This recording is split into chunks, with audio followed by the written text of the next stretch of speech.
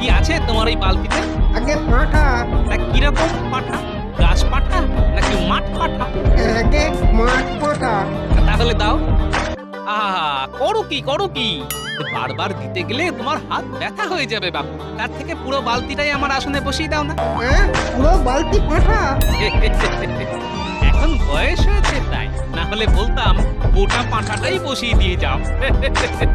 এই খবরদার খবরদার বলছি, এত মাংস তুমি খাবে না। হ্যাঁ, বিরক্ত করো না গিন্নি, বিরক্ত করো না। ভোজন আর নিদ্রার সময় বিরক্ত করা আমি পছন্দ করি না গিন্নি।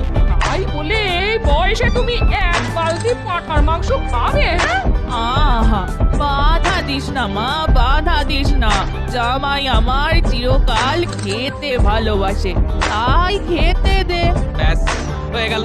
শাস্ত্রে বলেছে শাশুড়ি মানে মা, তা মাতৃ আজ্ঞা কি অমান্য করা যায় গিন্নি? দাও ভাই দাও দাও, পুরো বালতিটাই বসিয়ে দিই। হ্যাঁ।